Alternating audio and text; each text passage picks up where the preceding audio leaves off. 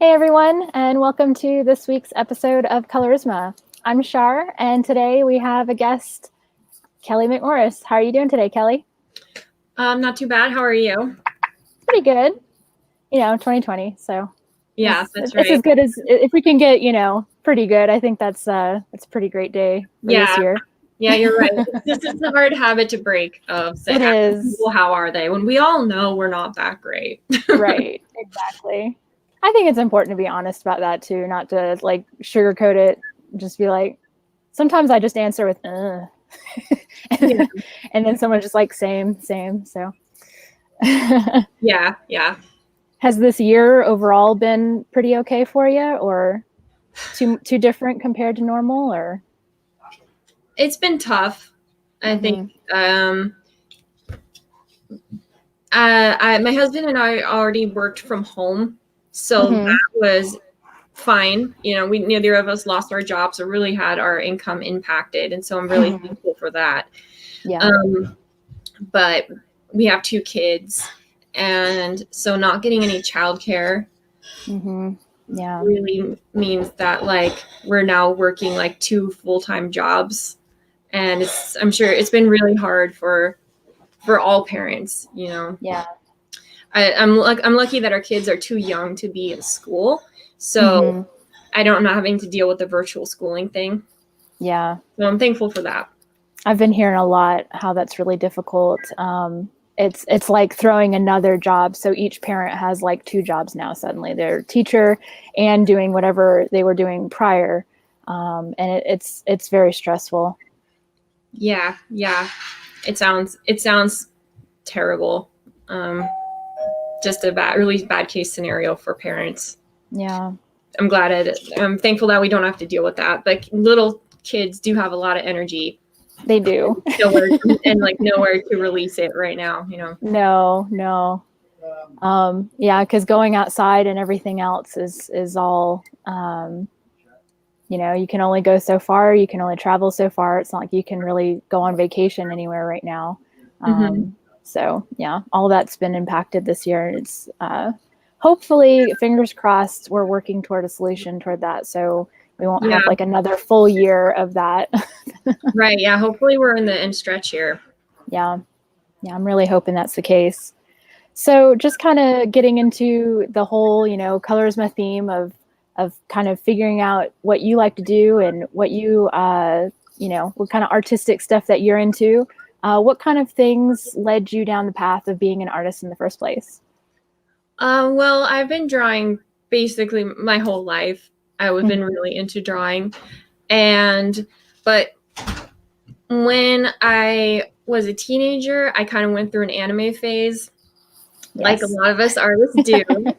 And, kind of became obsessed with Japan and decided that I wanted to major in Japanese in college. Oh, wow. And yeah, it's like I thought, oh, that would be cool. That would be different and very exciting, And actually, most people were telling me that I should go into art. I was really lucky to have all those supportive people in my life, and I kind of squandered that. And I was like, no, screw you guys. I'm going to do something cool. I know exactly what I want to do. Okay. Yeah. And I still like foreign languages. I genuinely like foreign languages. But learning Japanese in college, like it quickly lost its fun. Like it was very monotonous. I'm sure some of that is just the nature of learning a foreign language. There's just a lot of grinding, but some of it I think might have been the teacher's techniques or whatever. It was just vocabulary and grammar 5 days a week, and so I kept studying it because I think I didn't want to change. You're like in it. Yeah. I didn't want to kind of admit that it wasn't going well. And so I did my work in my classes, but I didn't really push myself outside of class. And the result was that by the time I graduated from school, my Japanese was like very mediocre. And it was really not anywhere near good enough to get a job. Mm-hmm. And so I had to get an unrelated job working at a printing company. And that printing company job was extremely, extremely boring. And I had a lot of time to think. And I was like, okay, either I need to really push myself and make Japanese my passion, Mm-hmm. or I got to do something else, because it kind of seems like if you want to be successful at something, you nearly need to make it your passion, and you really need to work in your free time and like make it the air that you breathe, and really excel at it in order to get a career in it. That was what I took from this experience. And I was like, I don't think I can do that with Japanese anymore. I think I'm kind of done with Japanese. And so I was just thinking, like, what should I do? And eventually, I think it was my husband who said, maybe you should do art. And this time I was ready to hear it. I was like, yeah, I think I could make that my passion. And so I enrolled at the graduate program at the Academy of Art in San Francisco. Mm-hmm. And I just like really went all in. I was like, I'm not going to make the same mistake twice. And I just took the hardest classes I could find, and I pushed myself and, enrolled in the workshops and did personal work in my free time, and really pushed myself really hard. And it was actually a great time and a lot of fun. Nice. Yeah. And so after, by the time I graduated, I had an agent, an illustration agent, and I was starting to get some work like right out of school. Nice. That's awesome. Yeah. So I think that's like what I learned, was that if it's your passion, you got to pursue it. You just got to like really go into it 150%. Right. And from my experience too, if you really hone in on what your passion truly is, you don't really have to force it. Like that's probably the thing that was stopping you from really doing the Japanese as much as you could have, is that you had an interest in it, maybe not a passion. Yeah. And when you force an interest to the point that you're trying to make it a passion, then I feel like that's kind of, because I've done that so many times in the past with different kinds of things. And I was like, oh, maybe I want to be a vector artist. I don't have a passion for vector. I can barely open Illustrator. Like, yeah, that's not the thing. But yeah, there's definitely that like little bit of this mental thing of like, well, I'm in it, and I've already invested the sunk cost fallacy, if you're familiar with that. Just like, well, I've already invested this much time into it, so I have to kind of make it my thing now. Yeah. So dangerous for people. Like I've experienced it. Sounds like you have. It's a tricky like balancing act, because even though I would say that illustration is my passion and I genuinely enjoy it, it's not like I want to do it all the time every day. It's not like every day I'm like, yeah, drawing. I have days where I'm like, I'd rather just watch a TV show or something, but because I'm only human. But I would just still say that I genuinely enjoy it still. And I think if you're having to if you're continually avoiding it and procrastinating on something, then it might not be your passion. Like that was my experience with Japanese, at least. I remember this moment when one of my Japanese classmates, she said to me that in her free time, she would listen to Japanese songs and translate the lyrics into English. And that was what she did for fun. And I was like, oh, I'm not doing anything like that. that was one of the moments when I kind of realized that I might not be on the right track with that. Right. Yeah. Yeah, that was like me in 3D. I went to a school after high school for 3D digital animation, and the only thing I really learned I really liked out of that was the digital part. I didn't care for 3D, and I didn't care for 3D animation. I'm into 2D animation now, but I learned the basics, and I never touched it. I never touched the program outside of school. I wouldn't ever mess with it. I wasn't super interested in learning it. YouTube wasn't a thing back then, but I didn't like pursue trying to learn more about it either. It was just like, this is okay. So I only did that for a year, but oh, totally. Yeah. I completely agree with you though. It's like, there's a difference between an interest that you're just like, you can tap out kind of like if you overdo it. And definitely like, I would say like a passion is more like long standing. It's something typically like you like even as a, like for the longest time, right? Like you did some kind of art as a kid, I imagine. Yeah, I was drawing all the time as a kid. Yeah. That's what I found too, is that like the things that when you go back and you look at it from as a kid, like there's some core thing. What I'm finding anyway with talking with people is like there's just this like little nugget of something that happened as a kid, and then that's like the thing that captured your imagination. I have a grandma who raced pacers and trotters, which is a type of like horse sport, and she sat me on the back of a horse at 2 years old, and I mean it's pretty much history now. I couldn't sit on a horse again until like I was an adult, but like I like that passion, that underlying passion was there the whole time. So it's definitely something. For horses? Yeah. Horses and just like learning about them, drawing and stuff. I was that crazy horse kid that was just like, do you know about Clydesdales? And they're like, I don't care about Clydesdales.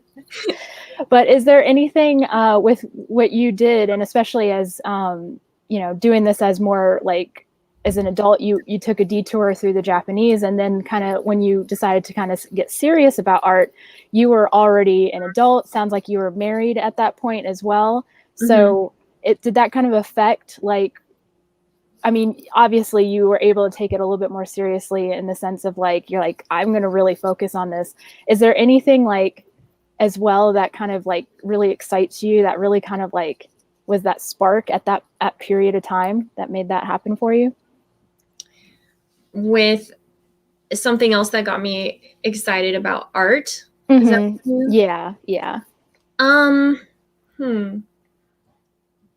I think that one difference between undergrad and graduate is that when undergrad, you're experiencing being on your own and being an adult for the first time.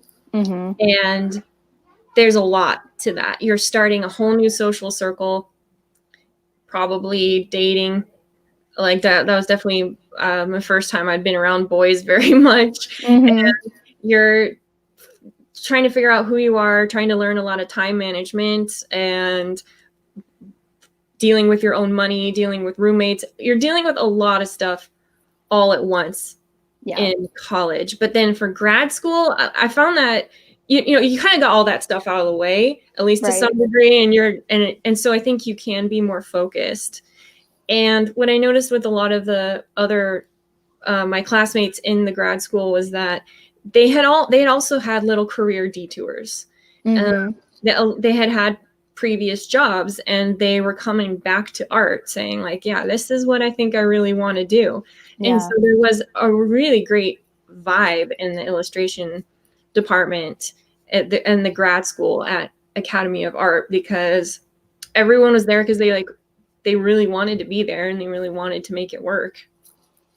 Yeah, that's really motivating too, to be surrounded by those kind of people, because if you were doing it as an undergrad and kind of everybody was just like playing around and kind of just like experimenting with it and not real serious, or taking it more as like an elective kind of thing where they weren't really all that interested in it, then I'm sure that could really kind of not necessarily wane your interest in it, but kind of be like, is this what I want to do with? I mean, because I remember high school going to art classes and I was the only one taking it seriously.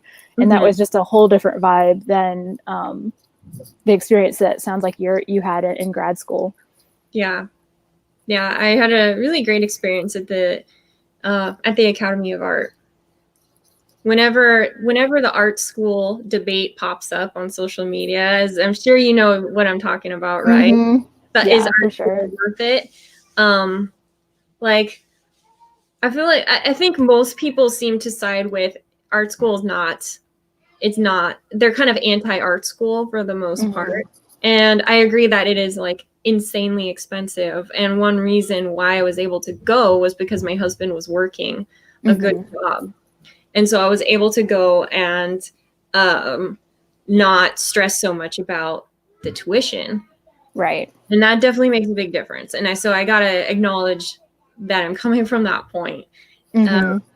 But I did have a really great time. I learned a lot at the Academy of Art and met some very motivated other artists, and I'm still friends with today, and they're still working in the art industry today, and that's really valuable, I think. Yeah, for sure. Now that sounds like a pretty great experience. And the people who I've heard are kind of like pro art school had that same kind of experience. Like they were able to like go and then that's what I've heard is like, do you absolutely need art school? With the amount that's online and the online schools and stuff that exist right now, and if you can be hyper focused and very like self-disciplined enough to be able to focus on whatever it is that you're trying to achieve in the arts, I would say it's not completely necessary, but there is something to be said for the experience of the shared environment, the different kinds of people you're exposed to and then potentially have connections with, because especially I imagine in the area you're in, it's going to be like a lot more, I don't want to say like Hollywood connections, but they're way more so than like on the East Coast. So you have depending on where you go to school too, can determine who you meet, who you get in contact with, and who even goes to visit the school. Because I know some schools are more apt to have, I'm blanking on the word now, but when not recruiters exactly, but when certain people from, established publishers and whatnot go to the school. They're not going to every school. They certainly didn't go to the school that I did the 3D digital animation in. So it's definitely, it's a good experience. So it's in San Francisco on the West Coast, so we didn't really get a lot of publishers out there, but there's a lot of animation in that area. And like the Pixar campus was like an hour away or something. And so the animation students would do field trips out to Pixar. Wow. Yeah, I completely agree with you. Art school is not necessary, and there's so much resources online and conventions and ateliers and workshops and stuff that you can do online without going into debt. And I think that's really important. But I think if you can't afford art school, the experience of just being with people in a room is it can't be replaced. Right. Especially when everybody's so passionate about the same thing. It definitely makes a difference, as opposed to, you're just in with a bunch of other people who aren't all that interested. So it definitely makes a difference. So after school, you said that you worked with why is my brain blanking on it? Agent. Thank you. Yes. Do you want to talk about that experience at all, as far as like how that was able to happen before you graduated? I applied for a student scholarship with the Society of Children's Book Writers and Illustrators, and I won the scholarship, and that got the attention of Shannon Associates, which is a big agency out in New York.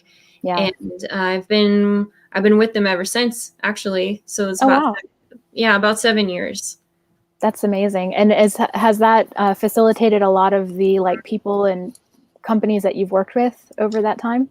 Yeah, I really think that it's brought me work I probably wouldn't have been able to find otherwise. All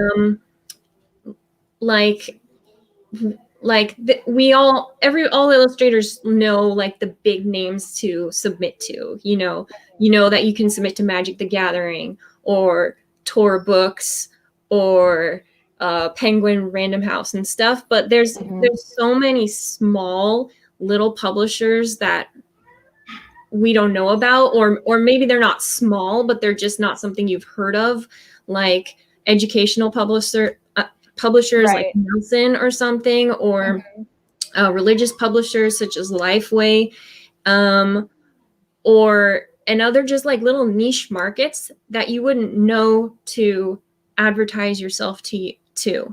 But Right. they can find me because of the agency.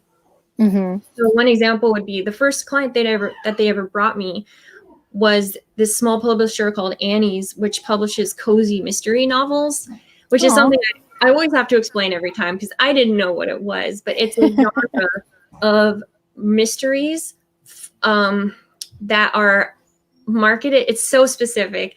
Mysteries that are marketed to middle-aged and older women, and they're always about like a middle-aged woman who lives in a charming little town and has some Mm-hmm. hobby, maybe horseback riding or knitting or something, and she Yeah. also solves mysteries. Right. They're Like very Murder, She Wrote, but yeah, exactly like Murder She Wrote. maybe even a little tamer than that. My grandma loves those, so as soon as you said that, Okay, I was like, "Oh yes, I know exactly what you you're mean." the first person I've ever met who actually knows what that is. So sorry, Yeah, she has like 90 of those books. Oh yeah, yeah. So I'm personally familiar, but I can understand like how you might have to explain that to people. Well, that sounds adorable. So that was your first assignment. Yeah, so they always or almost always use illustrated covers, and Mm-hmm. um, I never would have thought I had never heard of this, and I never would have probably found that publisher on my own, but they found me Mm-hmm. through the agency, and I've been working with them ever since. I've probably done 60 to 70 book covers, cozy mystery Wow. book covers for them. Oh wow. Yeah, there's one series I don't know if I it's like my grandma likes it and it's about this cat that helps solve mysteries with the person. Like they're so silly, but they're like little cutesy stories and there's nothing that I mean, I guess there's one bad thing that happens, but it was like in the past, so nothing currently is bad happening. It's all like mystery focused, not like scary or anything. Mm-hmm. But yeah, so I think Dewey, is it Dewey the cat? I don't know, but I've definitely heard of a couple of them. I'm talking to someone right now, okay? You can just ask Daddy if you need anything, all right? Speaking of kids. Yep. So as far as anything kind of difficulty wise, have you found either working with a or not publisher exactly, but working with an agent, any difficulties in that, or just kind of like throughout your career, have you experienced any kind of hardships? Hardships in my career. Yeah, either like you said for this year, the time management has been a challenge, or just any other kind of thing like that, where it's just been kind of maybe waning interest, like just anything that you feel like it has been difficult while you've been doing this. It's probably been parenthood. Mm-hmm.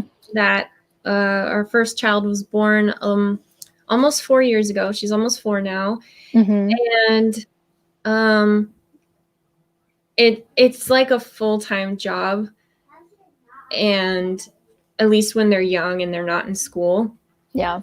And so dealing with that and the sleep deprivation, Mm-hmm. it just makes it really hard to work. Yeah. Like, it's hard to overstate the sleep deprivation. It's always like the joke, but it's serious. yeah, it is. And let's see, where was I going with that? And the only the best I can do right now is to get a room with a door that closes and have my husband. It's like, okay, this is your shift. And you take the kids, and I gotta go behind this closed door and get as much work done as I can before the kids are like banging at the door, like they haven't seen me in years or something. The little fingers crawling out. Yeah, and there's just like go away and crying and but so that's been the hardest, but especially with the pandemic. But the thing about that difficulty is that it forces you to level up in your focus and your efficiency. Right. I've heard this from multiple parents. It's not just me, but that Yeah. once you get past that initial shock of, holy crap, how am I going to do this? And you start to figure it out, you become more efficient and you become a lot more productive. I can get so much done in like 2 hours, Wow. you know? Yeah. And that you kind of look back at your time before kids and you're like, what was I doing with all of my time? Looking at TikTok, I can tell you. Like, enjoying myself. That's what I was doing. So it has an upside that that I don't take. I don't generally spend my work time browsing social media or getting distracted with this and that. I'm just like, this is my work time. I got to get stuff done because I like 1.5 hours before the banging on the door starts. And that sense of urgency, I really, it's a very strong motivator to get things. Yeah. Artificially, we can create like a timer or something, but like to have a very real urgent thing that like in biologically terms, like it's going to happen and it's not even a precise moment. Like at least with a timer, you can keep glancing down and be like, oh, I still got 10 minutes. Oh, I got still 5 minutes. Like you just never know with the kids when they'll have had enough and then they're just going to be like, oh, you're 20 minutes early. Oh, well, that was nice while it lasted. For sure. You learn to get to work in short bursts of time. Like before, maybe you would think, oh, I only have 20 minutes before I got to go. That's not really enough time. I'll just do something else. But now I'm like, oh, 20 minutes. I can get stuff done in 20 minutes. 20 minutes is good. You know, you make it work. No, that sounds incredibly motivating. It sounds like a difficult motivation, but it does sound like it like you said, it would really help hyper focus your time and energy. You mentioned social media. I know that is a giant time sink for myself. What's your kind of experience with social media and kind of getting out there on different platforms? I mostly stick to Facebook and Twitter for art. And I don't know. I haven't really had much success with getting attention on social media for my art. Right. I've just gotten used to it where if I post this drawing I'm super proud of, I spent a week on, and it'll get like, 20 likes or something, and then it just disappears into the ether. Right. Like, oh, well. Yeah, and then you're scrolling through and this other drawing is like, it's got 2,570 with like, 100 different comments below it, and you're just like, yep. Yeah. All right. Yeah, I've just kind of learned to just accept it that my art is not usually the kind of thing that's going to go viral online. And that's okay. There have been a few exceptions. Like I just did this little comic recently where I did it in 5 minutes, of course. I was like, this is other artist's desk, and it's like this pretty, cute little desk set up with the hanging plants and like this and the lights and a little cat curled up. And like, and this is my desk, and it's just like a trash pile. And it's got 17,000 likes on Twitter. Oh, wow. And then I'll post, like I said, a painting I'm really proud of, and I'll post, I spent 12 days working on, and I think it's my best work. And then like, it gets no attention whatsoever. And I've just kind of learned to like, just let it go and realize that it's not a reflection on the value of the art or the skill. It's just that social media likes certain things. Yeah, and they like funny little comics. Exactly. I was going to say relatable content is king on social media. Absolutely. But it sounds like with, your career and everything, that's not even something you super need for what you do. It sounds like you have a full career without even having, you don't even need the drive to like get super popular on social media. So that's kind of nice too. Yeah, it's true. If you're if you're just focusing on doing freelance for clients, you don't necessarily have to be super popular online. You just got to find the clients. Mm-hmm. So like I have maybe on an average year about 10 different clients. Mm-hmm. But if your career model, your business model is I guess I would say direct sales based, or that kind of means something different, but like where you are selling things to your fans. Right. There's no middleman. Yeah. Then you generally need like hundreds of fans or thousands of fans in order to bring in enough sales to make a living. And so in that case, you do need social media popularity. Yeah. Is that something you would ever want to strive for, the social media popularity, or is that something you're not even interested in at this point? I think it depends. I go back and forth on it depending on how lonely I'm feeling. How desperate. And relate. That is relatable content right there. Yeah, maybe I should make a comic about that. Absolutely. Yeah, I mean, sometimes if it feels good, to get that online attention and to have maybe an artist that you really look up to leave a comment, Mm-hmm. or to have something go viral and get a bunch of print sales, that's it feels great. Yeah. But it is that double-edged sword of if you can't, if something doesn't become popular, then it's pretty crushing. Yeah. Or even the artists who do manage to become very popular can also suffer from negative comments from haters or threats or stalkers, or even maybe getting an online mob put on them if they say something that doesn't go across well. Right. No, And whenever I see that happen to an artist, I'm just kind of thankful that that's not something that I rely on. Exactly. No, I feel the same exact way. It's like a duality within me that like I want all the good that can come out of being popular and getting the attention, like you said, potentially sales or patronage, based on the fact that like people know of me and there's a popularity or something online. But I want none of the bad. I don't want any of the things you mentioned. Yeah. And so it's like this weird line. And I think to some degree, it actually prevents me from really pushing myself more than I could.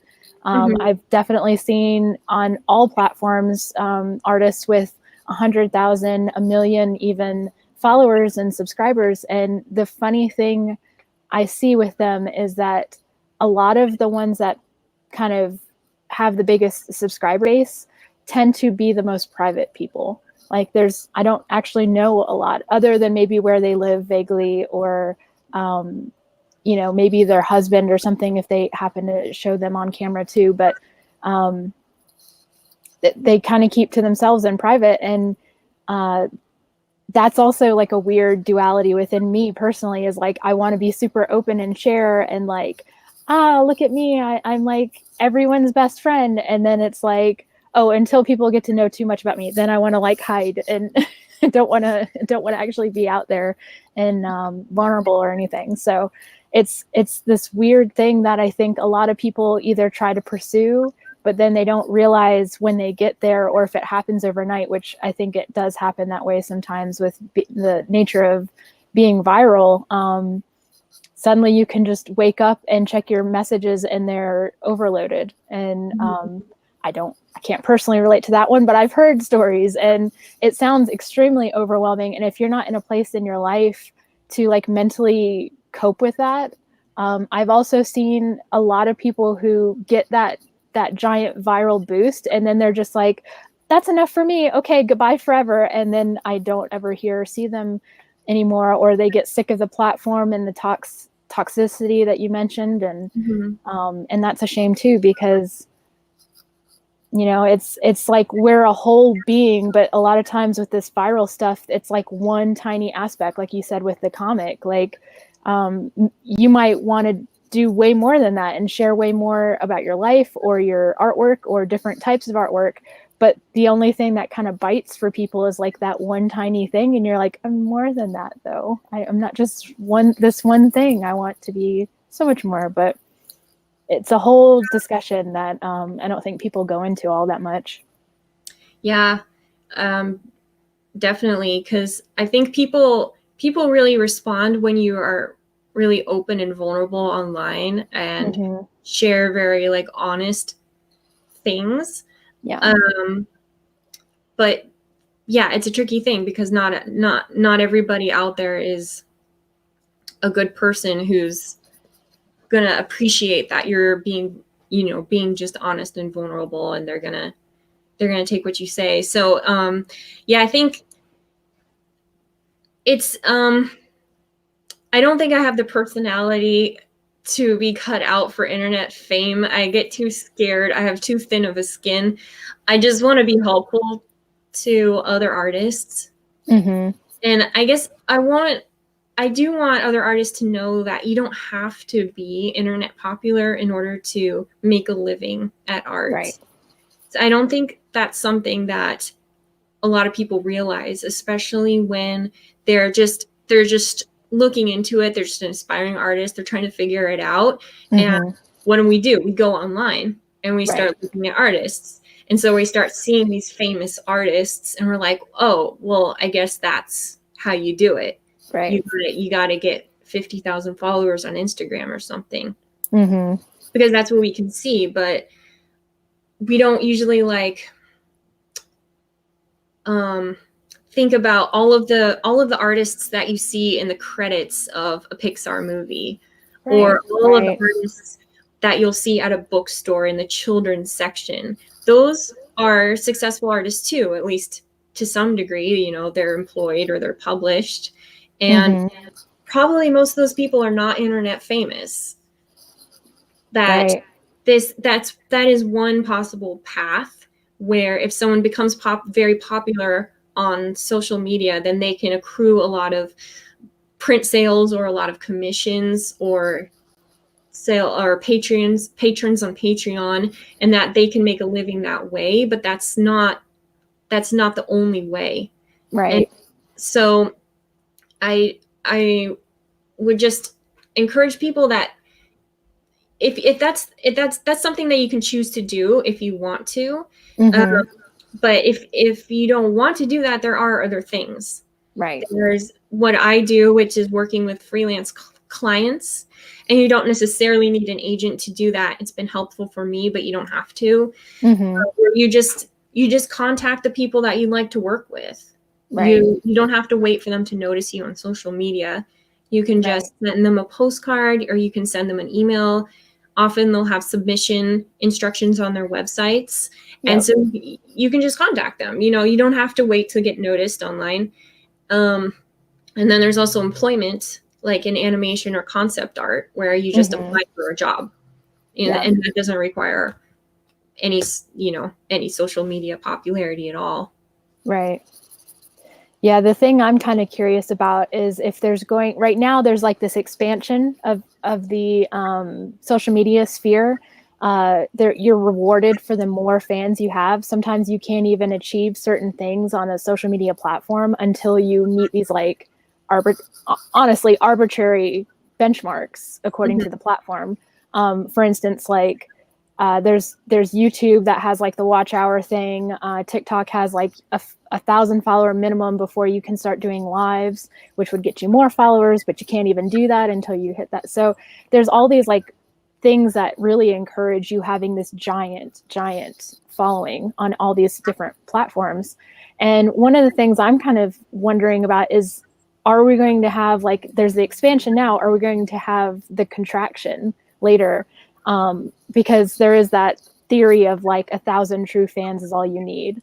And that seems way more appealing to me, but that is also not currently the mode to success, because I'd like to see someone who has their own IP and have their own project, but not be like the super internet famous million subscribers either. And that's something I haven't seen, but I wonder if that could be cultivated in the future.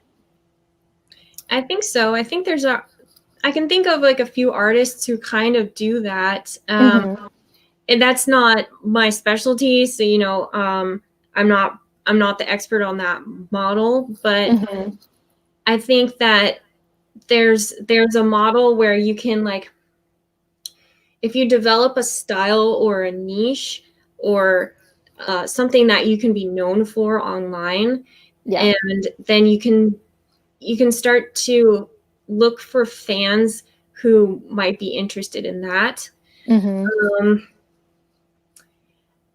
Like, what would be a good example?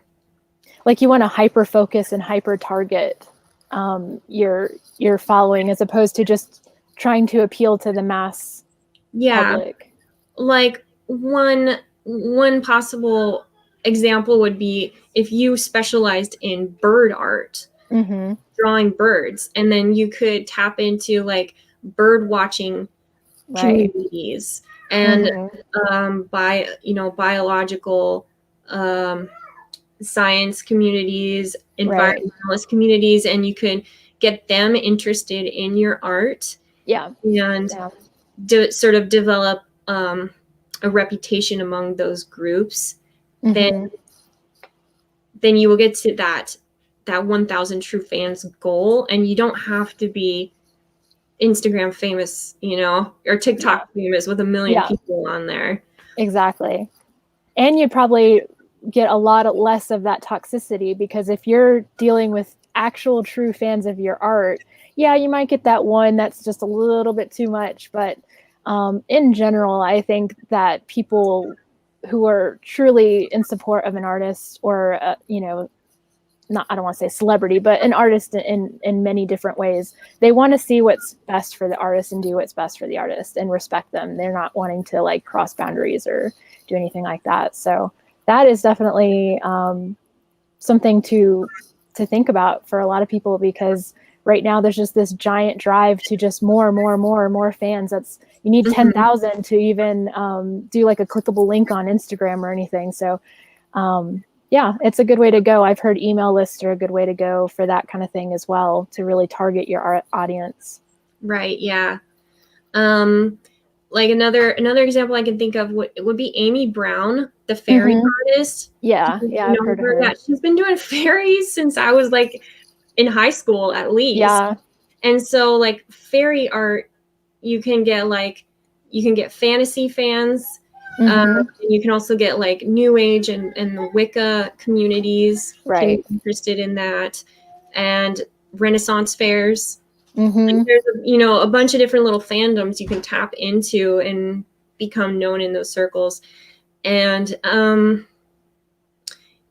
like one artist I can think of who kind of does this well would be Wiley Beckert. Yes, I love her stuff. Yeah, she has a style. She has a thing that she does, and she has her email list that she updates regularly, and she does limited edition prints, and she also sells originals, like auctions for the originals. And I think that's I think she's a good artist to follow. Yes. For that kind of developing a social media following, a healthy social media following. Yeah, that's a really good point too, is follow the type of people who you want to emulate in some way. Not to copy them, but just to kind of see how they do things. If you're following people and you don't like the way they treat others, or you don't care for their audience seems particularly toxic toward them, and you don't want that, then don't copy that. Like, don't look at them as like, oh yeah, that's what I need to do. You want to try to see the people who are most similar to you and what you want to achieve, and then kind of like, if you can, plan your career accordingly. I think that's really helpful for people too. Yeah, and I think that goes back to passion. Like what is the kind of art that you're passionate about? Because you can try to figure out what is the kind of art that's going to be popular online, and it's I can tell you what it is. It's a couple things. Fan art. Yep. Erotica. Yep. And funny, relatable comics. Those are the three Absolutely. things. That's it. That will make you internet famous. It's like, there you go. But it's like, is that really what you want to do? Right. You know, knowing that that is not, even if you did manage to get 1 million followers, you know, somewhere, and you're internet famous, that doesn't necessarily mean that you're going to be raking in the dough. Exactly. It's, you know, those people, those artists are probably, I'm sure some of them are doing fine, but the number of followers doesn't always correlate with the money. No. And or not to the degree you want it to. Yeah. They're not, just because someone's internet famous doesn't necessarily mean that they're rich. And so it's like, what do you want to do? What do you want to draw? And that passion that comes through in your drawings will be noticed by people. Yeah. It won't be noticed by, if you're trying to tap into some fandoms, like, and by fandoms, I don't just mean like pop culture, but also could be like, just like communities, like Renaissance fairs. People are, you know, super passionate about what they do, or you can do Civil War history or bird watching or anything. That's what I mean. Yeah. If you're passionate about those things too, then those people will notice, and they'll notice those details in your art. And I think that's what will get you noticed by people, rather than trying to imitate, you know, another artist who's got 1 million followers. Exactly. Because that's something that I've seen a bit too, is that the copycats kind of come out. But you can never copy someone else in a like authentic way. You can only do yourself. Like, you can only go out there and be yourself in the most authentic way possible. And you might have influences, but it's definitely not going to be, you know, as powerful for you to copy someone else in their style, as opposed to like really trying to tap in what it is that you love and what you're passionate about, and then portray that in your own art. Yeah. Very well put. Internet fame is not the goal. No. And it takes time too, because that's the other thing, is even with some of the like webcomics that I've seen that have exploded, they did a lot of other stuff for a long time before that one thing kind of blew up. And one example I kind of saw happen in real time as it was happening was the artist, if you're familiar, you've probably seen the little cute little cat, and then the German Shepherd dog, Pixie and Brutus. That artist, I saw him probably when he only had like 20,000 or 50,000 subscribers, which is still a lot, but now he's got over 1 million. And he waited, actually, he did it the way Patreon wants, which is he didn't launch a Patreon until he had well over 1 million. In fact, that was like his goal, is like, once I get 1 million followers, I will launch a Patreon. And the thing that was interesting to me to watch that is that, yes, he does have like over 14,000 people giving at least $1 a month, which is amazing. But when you think about that percentage of 14,000 out of 1 million, that's like so minuscule compared to like that giant following. You would think that like, oh, like, well, if you have 1 million, then like you'll get like 500,000 people who will, you know, actually want to help support you in more than just a follow. And no. So that's why I would say that really targeting down, like we were talking about earlier, and really pinpointing that audience that you'd like to try to capture, and it has the same interests as you. If it's a smaller number, but they're more passionate about like what you do, I think, because the people who are contributing to like these big name comic or art creators, they are the most passionate about that project. And if you could just like, if he just like narrowed down his social media to only those 14,000 people who are contributing to him, that would look way more impressive. Like 100% of the people who are following me are also supporting me. But yeah, in the current way of it is just this like tiny 5% percentage will actually, you know, help support you in your career. So right now it is a numbers game, but I think we could be on to something about like really targeting down and really finding your niche audience. Yeah. And that's something that I've found with children's books as well. Like I said, even though I'm not going for the fandom route, that I found that I've kind of developed a niche that I didn't even really do intentionally, where I had this sample in my portfolio of these people from like the 1930s, and they're in a boat with a dog.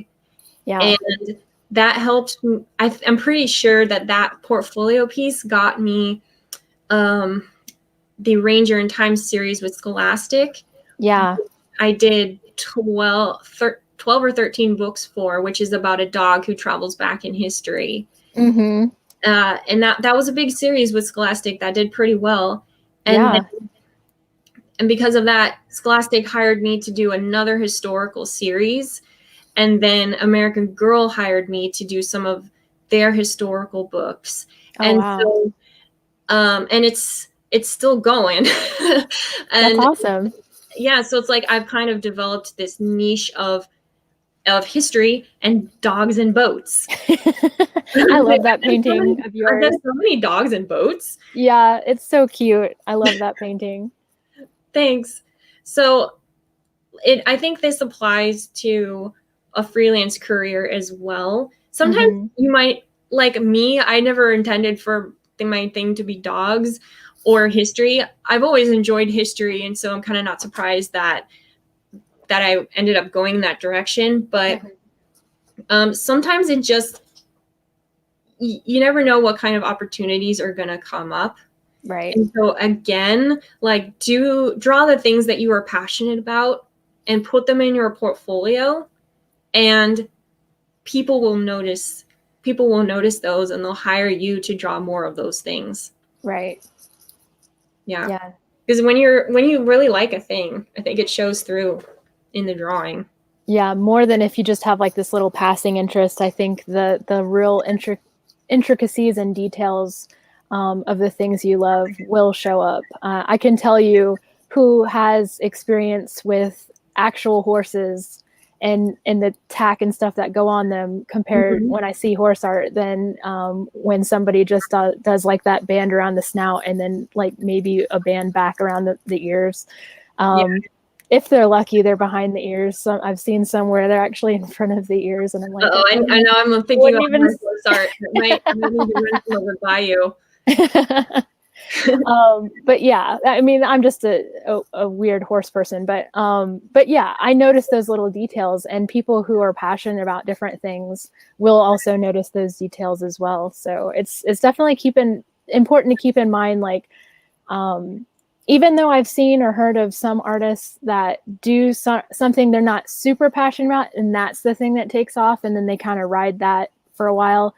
I think it's more important to really kind of focus on what it is that you're really interested in and what you have passions for, and then do work based on that, not just what you think is popular or what you think people want to see.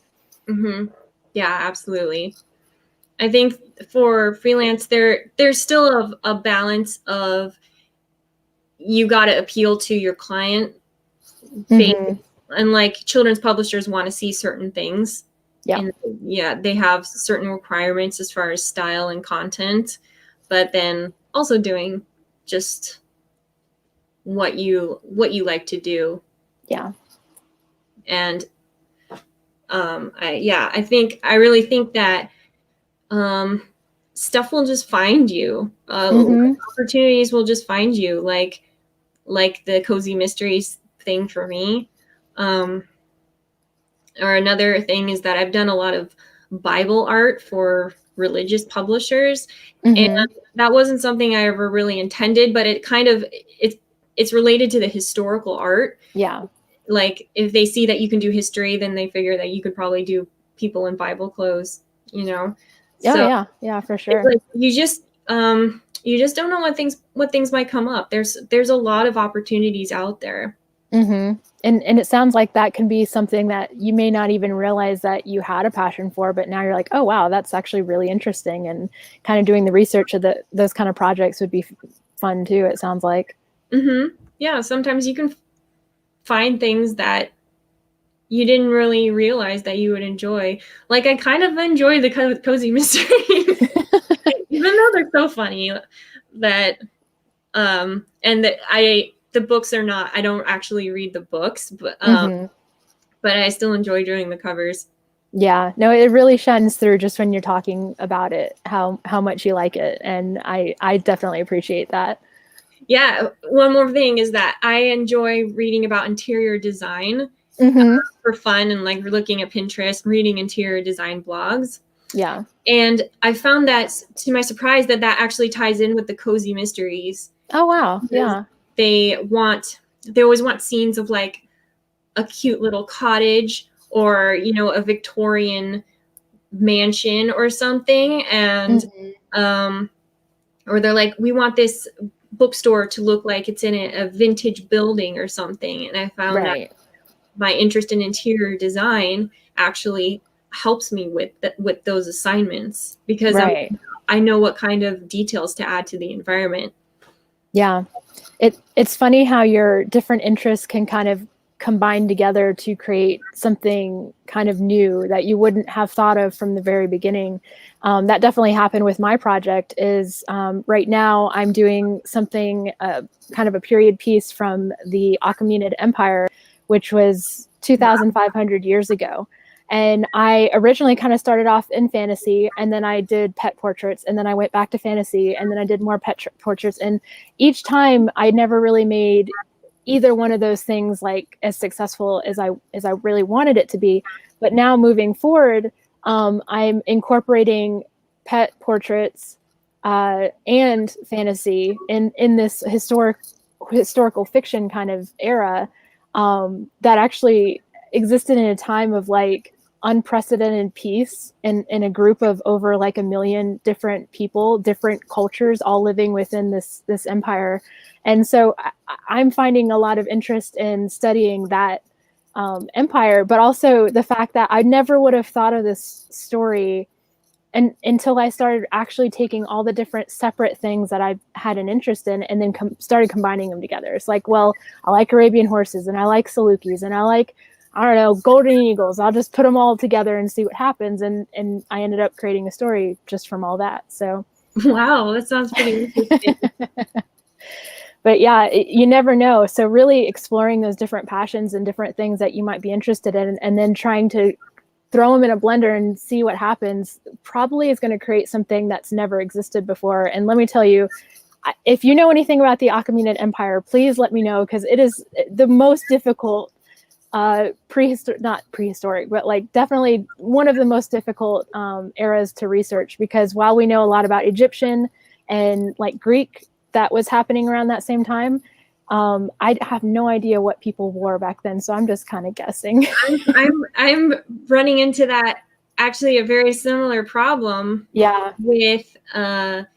With some of my Bible illustrations, the ones that are set in the Old Testament, so time period, I'm having trouble researching what people are wearing.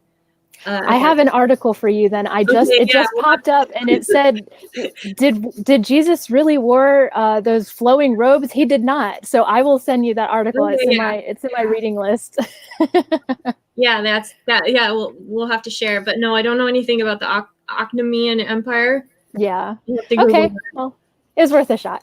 Okay, if I find anything, I'll let you know. Awesome.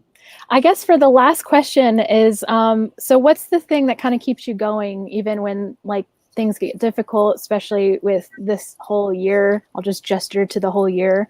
You know, given everything that's going on, what kind of like keeps you going as that motivating force to keep creating art? I just genuinely enjoy it. It's just kind of that, as simple as that. Yeah. I enjoy drawing, and I also enjoy making clients happy. That might sound kind of cheesy or something, but I actually I really like hearing from the clients, the art directors, when they get the final piece and if they say that they really like it, and I get to see the book and see it in stores and everything, and see other people enjoying it. Yeah. It's very fulfilling. Yeah. And I think sometimes I think about like, what if I did my own thing and not work for clients anymore? But right now, at least, working for clients is kind of part of the appeal. Yeah. Not only because I just like a lot of people, I'm so isolated right now that working for clients is kind of one of the few communications with the outside world that I have. Yeah. I think whenever I get a new business email, I'm like, oh, goody. Outside world, New York. Someone to talk to. Yeah. So they're still out there. So I like working for clients and I like drawing, and that's just pretty much what it is.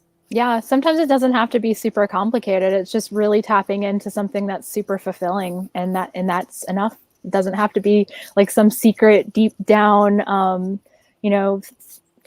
thesis you have to come up with from when you were in school. It can just be like, because I like it. That's why I do it. And I feel very, very lucky to be able to do something that I enjoy for work. For sure. So if anyone would like to see your art or kind of the different things and projects that you've done in the past, where can they go to do that? My website is kmcmorris.com. That's the letter K, McMorris. And that's my portfolio website. And you can also find me on Twitter by that name. And my blog, that I haven't updated it very much this year, mostly because of aforementioned lack of childcare. But I have been posting blog articles for years. And so you can find a lot at kmcmorris.blogspot.com. Awesome. I'll put all those links in the description as well, so people can easily click on them to see your stuff. All right. Well, thank you so much for coming on today. I think that this has been a really awesome episode for people to watch, and just kind of, if they're not sure where they want to go with their career, or if they're doing a career and they're maybe not super happy with it, I think this has a lot of information in there to give them a lot of different things to think about and paths to maybe choose moving forward. So I'm so happy to have been able to talk to you about that today. Yeah, this was a lot of fun. Thank you for having me on your show. Absolutely. All right, everyone, I will see you all next week. Don't have any guests lined up at the moment, but if I do, you all will be the first to know about it. So have a great week, and until 2021. I mean, I'll have a show next week, but let's just keep marching almost there. We're almost to 2021. We are so close. Let's just get there. Well, thank you again, Kelley. I appreciate you having you on. Okay, thanks a bunch. Bye. Bye.